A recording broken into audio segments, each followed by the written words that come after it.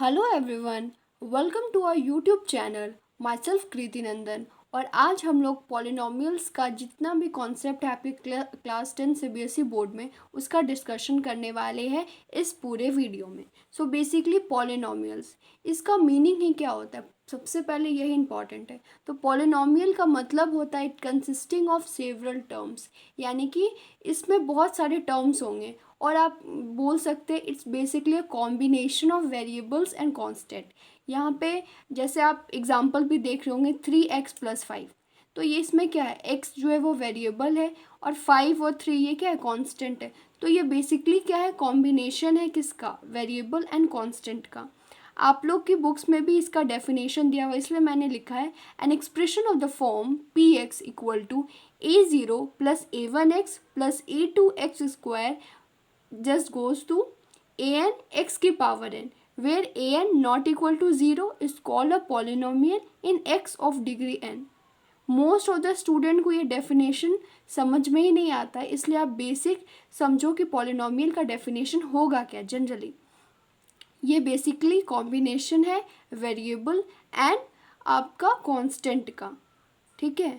और इसमें एक चीज़ जो है वो याद रखने लायक है, वो है कि जो x की पावर होगी या कोई भी वेरिएबल की पावर होगी वो नॉन नेगेटिव इंटीजर होनी चाहिए। x की value negative it should not be allowed in polynomials, ठीक है।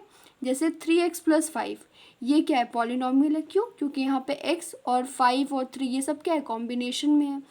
8x² माइनस 5x+3 ये भी क्या है, एक पॉलिनोमियल हो गई। यहाँ पे हमें कॉम्बिनेशन भी दिखाई दे रहा है वेरिएबल एंड कांस्टेंट का, और हमारे पास यहाँ पे x की जो वैल्यू है वो भी पॉजिटिव है।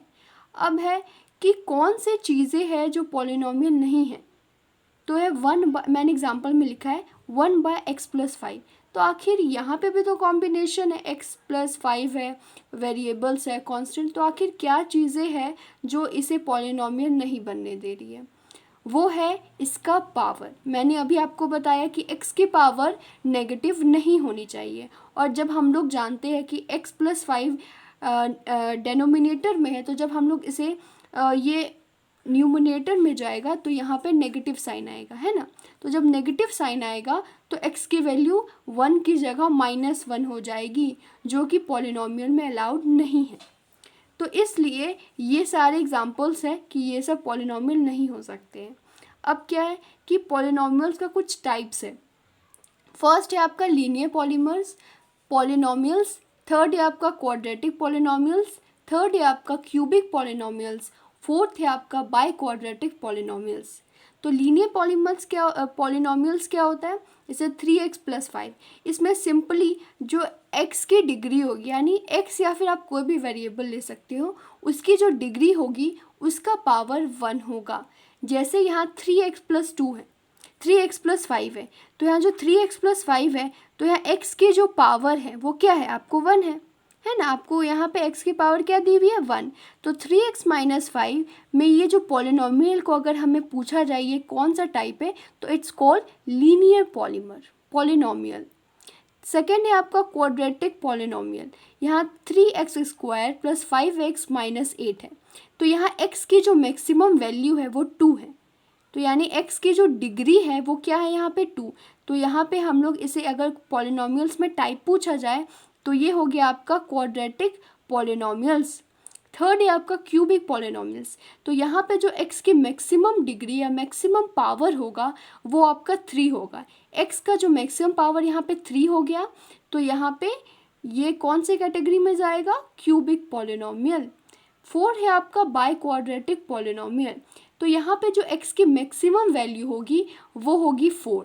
x की मैक्सिमम वैल्यू 4 होगा, तो इसे हम लोग बाई क्वाड्रेटिक पॉलिनोमियल्स कहेंगे। अब ये सब तो हो गया आपका पॉलिनोमियल का। अब आप लोग जानते हो कि पॉलिनोमियल की कोई इक्वेशन दी हुई है, जैसे हम लोग यहाँ पे सिंपल आपके बुक्स में भी ax² plus bx plus c, ये क्या इक्वेशन का एक फॉर्म है, ठीक है। अब यहाँ पे अल्फ़ा और बीटा जो है वो 0 है इस पर्टिकुलर इक्वेशन का।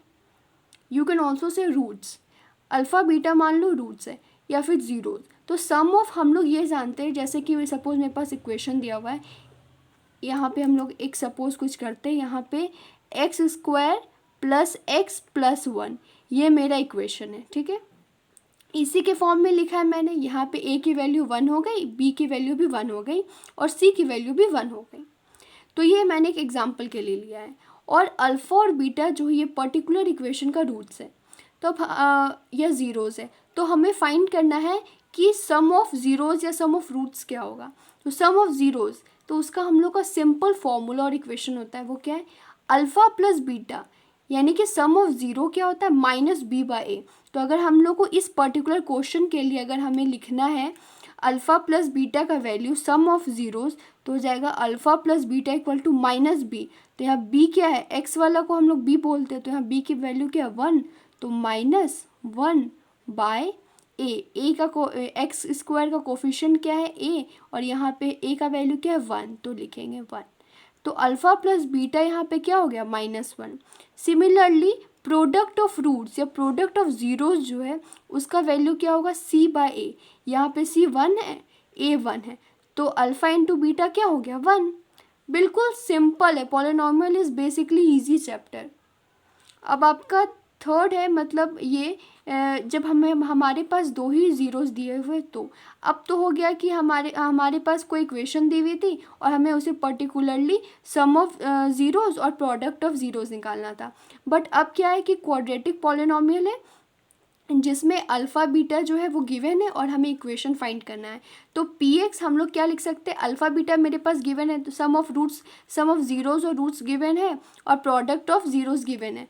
तो अब हम लोग x square minus alpha plus beta x plus alpha into beta, ये फॉर्मूला का यूज़ करेंगे। इसमें अल्फ़ा प्लस बीटा का वैल्यू पुट कर देंगे और अल्फ़ा इंटू बीटा का वैल्यू पुट कर देंगे, we will get our answer.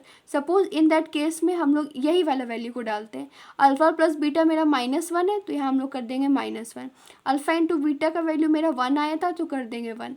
तो एक्स स्क्वायर माइनस ऑफ -1, तो क्या हो गया, +1 इंटू एक्स प्लस 1, तो x square plus x plus 1। Simply वो चीज़ आ गया मेरा। तो इसका यूज़ क्यों होता है, अगर हमारे पास कोई इक्वेशन गिवन है और उसे हमें सम ऑफ ज़ीरोज़ और प्रोडक्ट ऑफ ज़ीरोज़ निकालना है, तो we will use this equation. Similarly अगर हमारे पास प्रोडक्ट ऑफ रूट और सम ऑफ रूट गिवन है और हमें क्वाड्रेटिक पॉलिनॉमियल फाइंड करना है, तो in that case we will use this form, ठीक है। इस फॉर्म का हम लोग यूज़ करेंगे और सिंपली सॉल्व करेंगे। अब थर्ड है कि हमारे पास अगर तीनों ज़ीरोज़ गिवन है, यहाँ हम लोग दो ज़ीरोज़ का देख रहे थे कि अल्फ़ा और बीटा, यहाँ हमारे पास 3 ज़ीरोज़ गिवन है। तो अगर 3 ज़ीरोज़ गिवन है पर्टिकुलरली मेरे इक्वेशन के लिए, 3 ज़ीरोज़ कब आ रहे हैं, जब मेरा क्यूबिक पॉलिनॉमियल में डिग्री 3 है ना, तो यहाँ पे ज़ीरोज़ कितने आएंगे, 3। और यहाँ पे क्वाड्रेटिक में डिग्री 2 था, तो मेरे ज़ीरोज़ भी 2 आ रहे थे। तो इसमें भी यही करना है, alpha plus beta plus gamma, यानी सम ऑफ रूट्स कितना होता है, -b by product of root c by alpha beta and gamma, products of roots minus of d by फिर alpha beta beta gamma gamma alpha, ये क्या हो गया, c bye. तो ये सारे फॉर्मूलाज का हमें यूज़ करना है।